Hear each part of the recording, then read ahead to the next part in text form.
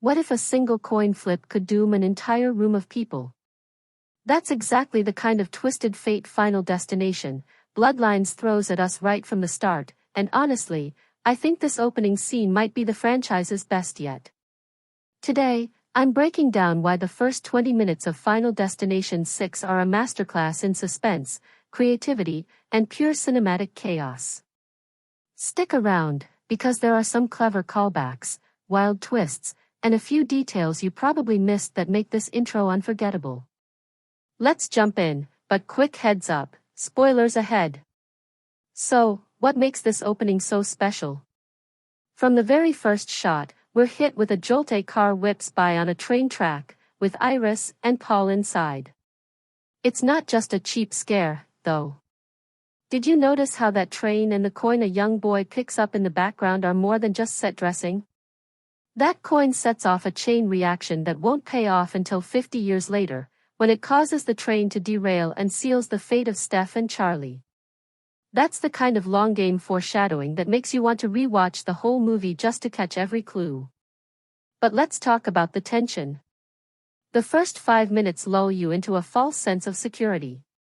Iris and Paul are in love, planning their future, and just enjoying a day at the Skyview Tower restaurant. But then, little red flags start popping up everywhere. The boy steals a coin from the wishing well. Bad luck, anyone? The restaurant was built ahead of schedule, the doors won't shut, the floor creaks, the wind howls, and the elevator shakes as the boy jumps on it. Every detail is a subtle warning that something's about to go horribly wrong. Being that high up, you can't help but think, if anything goes wrong, it's game over. For a while, we're just watching Iris and Paul have lunch, but you can feel the dread building. Then, a shard from the chandelier cracks the floor, and suddenly, you know disaster is coming. The boy with the coin pretends to toss it off the tower, and you're thinking, is he about to doom someone below? But instead, the coin gets sucked into a vent and ends up causing chaos inside the restaurant. That coin spinning on the piano? It's just enough extra weight to send the piano crashing down on a guest. It's darkly funny, but also a perfect example of how this series loves to make you sweat the small stuff. And then, just as Paul proposes to Iris and everyone's dancing to Shout, the whole vibe flips in an instant. The floor gives way, flames erupt, the restaurant tilts, and chaos explodes. The editing is frantic, cutting between Iris's panic, the singer, the cracked floor, the flames, and people desperately trying to escape. It's sensory overload, and you can feel the tension ratcheting up with every second. Now, let's talk about the deaths, because Final Destination is famous for its over-the-top, creative kills, and Bloodlines absolutely delivers. People fall through shattered glass, taking others down with them. The elevator drops, slicing a waiter in half in one of the most gruesome moments of the franchise. The stairs collapse, trapping people who thought they were seconds from safety. Paul's hands get shredded as he clings to a shard of glass before falling to his death. There's a woman set on fire, another crushed by the piano, and then there's Iris's engagement ring meant to save her, but instead it peels back her skin and she's impaled.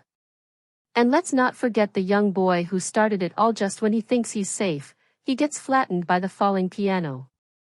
It's brutal, shocking, and honestly, a little bit hilarious. There's definitely a dark sense of humor running through these deaths, especially with the piano and the boy who tempted fate. It's a classic Final Destination move, punishing the one who brought bad luck on everyone else. And for longtime fans, there's a cool twist. The boy Iris saves turns out to be William Bloodworth, the iconic mortician from the earlier movies. Seeing his origin story come full circle is such a clever nod to the franchise's history. Now, let's talk about the music. It's not just background noise, it's part of the storytelling. When Paul and Iris arrive at the Skyview Tower, Ring of Fire plays over a romantic score, hinting at the disaster to come.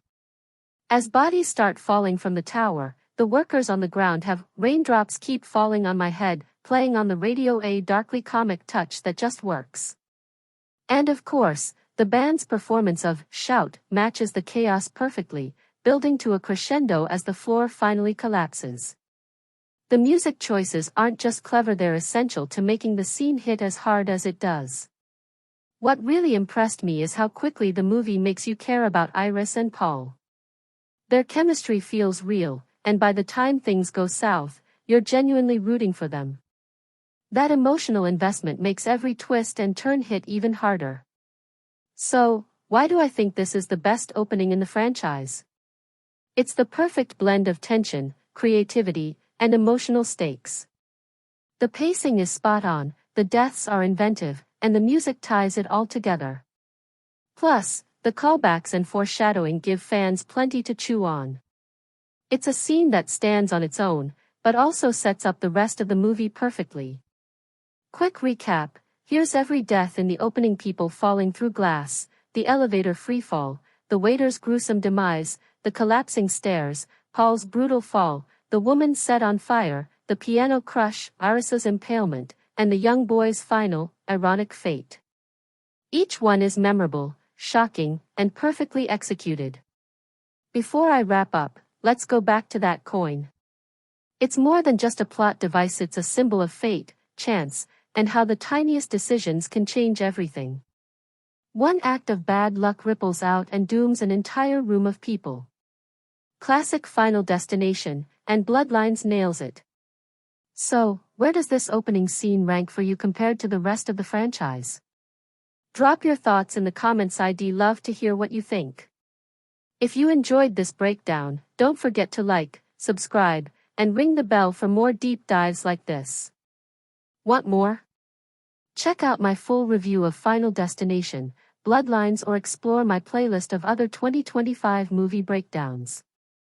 Thanks for watching, and remember, sometimes, it really is just the flip of a coin. See you in the next one.